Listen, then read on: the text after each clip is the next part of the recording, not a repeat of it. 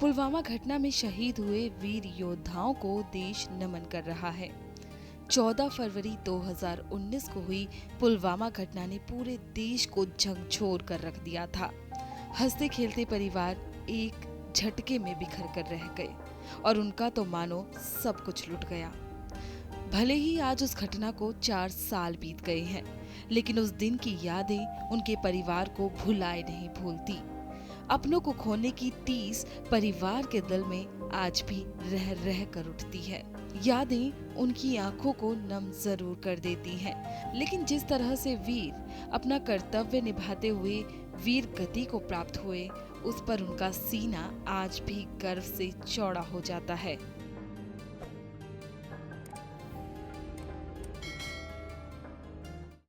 देखो, आज उनका दिन है तो हम हर दिन पे उनको, हर पल उनको याद करते हैं। हमें दुख है उनका जाने का, गर्व भी है कि उन्होंने देश के लिए जान दी है। तो आज उनको हम बहुत याद कर रहे हैं, उनका दिन है आज। वो हमेशा कहते थे मैं देश के लिए जान दे दूंगा। तो बहुत बहादुर थे। हमें बहुत दुख है उनका, और मुझे इस बात का गर्व भी है कि मैं उनकी वाइफ हूँ। बहुत दुख होता है आज के दिन। आज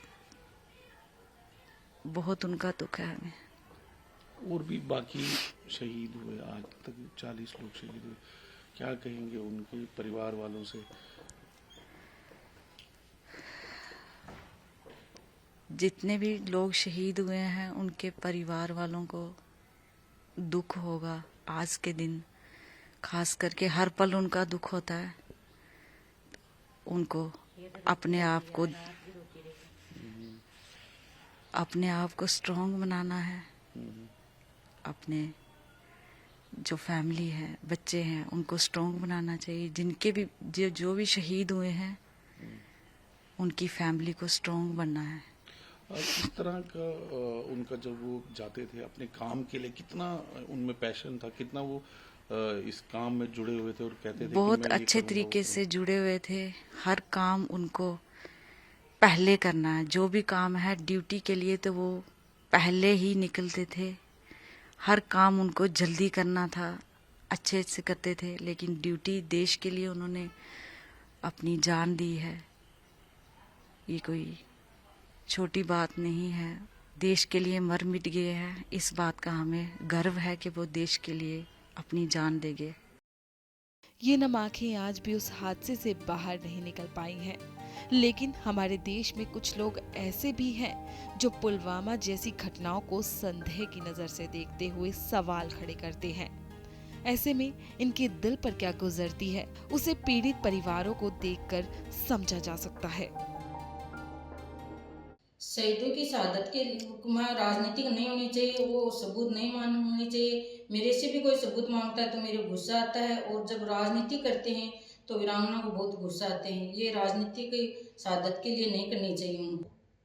वो मेरे भाई जो सैनिक हैं वो देश की रक्षा कर रहे हैं और वो शहीद हो जाते हैं, उसमें राजनीति करते हैं तो हमें बहुत ठेस लगते हैं, हमें बहुत गुस्सा आता है। और दूसरा, जो सैनिकों से लड़ाई लड़ते हैं पाकिस्तान वाले, जब भी कोई उन्हें लड़ाई लड़ते हैं तो हमारे को गुस्सा आता है कि हम वीरांगना जाए कि उनको मुंह तोड़ जवाब दिया जाए। फिर नेता वो राजनीति करते तो हमें बहुत गुस्सा आता है। पुलवामा में जो शहीद हुए थे उनको 4 साल हो गए, तो उन पे हमारी जो सरकारें हैं, ये राजनेता हैं, वो राजनीति करते हैं कि हमें पुलवामा में जो शहीद हुए उनकी सबूत दो।